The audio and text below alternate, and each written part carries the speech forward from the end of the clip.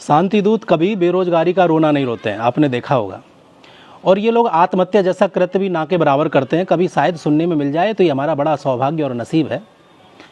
हिंदू के बच्चे बेरोजगारी का ही रोना रोते रहते हैं और ज़रा से दुखी होकर के आत्महत्या करने की बहुत सारी घटनाएं इनकी सुनने के लिए मिलती हैं।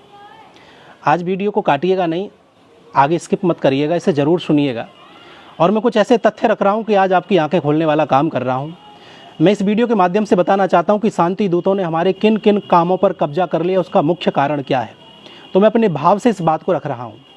एक युवा लड़का मेरे पास आया और बोला, महाराज मैं बड़ा बेरोजगार हूँ, नौकरी नहीं मिल रही है। मोदी ने कहा था कि हर साल 2 करोड़ युवाओं को मैं नौकरी दूंगा, 7 साल तो हो गए, नौकरी तो मिली नहीं। जीडीपी की बात, इधर उधर की बात उसने बहुत सारी गिनाई। कुल मिलाकर के जब बोलते बोलते थक गया तो उसकी सुनने के बाद मैंने उससे कुछ प्रश्न किए, और ये प्रश्न आप सभी हिंदुओं की आंखें खोलने वाले हो सकते हैं। और आपको समझना चाहिए मैं आपसे कहना क्या चाहता हूँ। समझदार के लिए सारा काफ़ी है। मैंने उससे कहा कि तुम दर्जी का काम कर लो, उसने मना कर दिया। मैंने कहा लेडीज़ ब्यूटी पार्लर खोल लीजिए, उसने ये काम भी करने से मना कर दिया। हलवाई का, बढ़ई का, लोहार का, वेल्डिंग का काम कर ले, इनमें से कोई काम कर सकता? बोले नहीं कर सकता। मैंने कहा ग्राफिक डिज़ाइन का काम कर ले, कबाड़ी का काम कर सकता है? बोले नहीं कर सकता। अरे सब्जी फ्रूट आदि बेच ले? बोले नहीं कर सकता। अरे जूस की दुकान खोल ले? बोला नहीं कर सकता। आटा चक्की आदि खोल ले, उसके लिए उसने मना कर दिया। मैंने कहा भाई चाय पोए की आदि की दुकान खोल ले, किराने की दुकान खोल ले, रंगाई पुताई का काम कर ले। बोले इनमें से कोई काम नहीं कर। अरे कार ट्रक तुझे चलाना आता है क्या? बोले नहीं मैं नहीं चला सकता। बाइक रिपेयरिंग कर ले? बोले नहीं कर सकता। अच्छा मैंने कहा एक बात बता, तू पढ़ा लिखा है तो तुझे कंप्यूटर तो आता होगा? बोले कंप्यूटर चलाना मुझे नहीं आता। अच्छा अकाउंट का काम कर लेता है? बोले नहीं कर सकता। अच्छा राजमिस्त्री के साथ तू जाकर के काम कर सकता है? उसने उस कार्य को भी मना कर दिया। मैंने कहा भाई सड़क पर बहुत पंचर लगाते हुए मिल जाते हैं, मैंने तू पंचर का काम कर ले? बोले नहीं नहीं नहीं, ये काम तो मैं कर ही नहीं सकता। अच्छा एक काम कर, होटल रेस्टोरेंट में काम कर सकता है, या कोई छोटा मोटा है होटल रेस्टोरेंट खोल ले। उसने इस काम को करने के लिए भी मना कर दिया। मैंने कहा बिजली रिपेयरिंग, पंखा, वॉशिंग मशीन आदि का काम कर ले, सीख ले? बोले नहीं कर सकता। कपड़े की दुकान कर सकता है? बोले नहीं कर सकता। मैंने आखिरकार उससे कहा कि मजदूरी तो कर ही सकता है?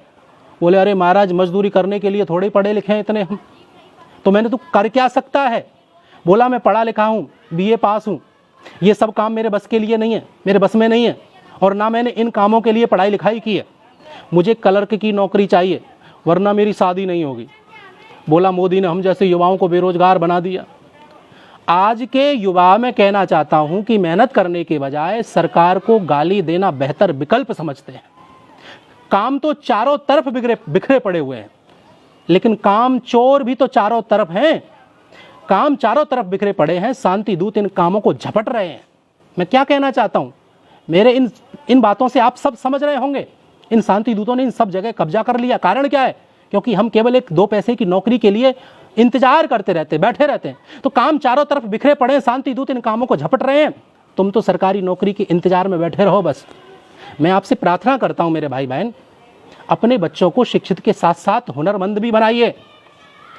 ये सोचना बंद कर दो कि लोग क्या कहेंगे, सबसे बड़ा रोग क्या कहेंगे लोग, यह सोच हमें बर्बाद कर देगी। बच्चों को हुनर सीखने की सीख दो। समाज का जब हर व्यक्ति कोई ना कोई हुनर लेकर के बैठेगा, हुनर को जानने वाला होगा, तो मैं दावे के साथ कहता हूं कि भारत में से बेरोजगारी खत्म हो जाएगी और भारत पुनः सोने की चिड़िया बन जाएगा और सबका जीवन खुशहाल होगा। वीडियो आपको जरूर पसंद आई होगी। केवल इन बेरोजगारी का रोना रोते हैं उन लोगों के लिए विशेष रूप से वीडियो है, आप जरूर शेयर करिएगा। धन्यवाद। जय श्री राम। अपने विचार भी रखिएगा।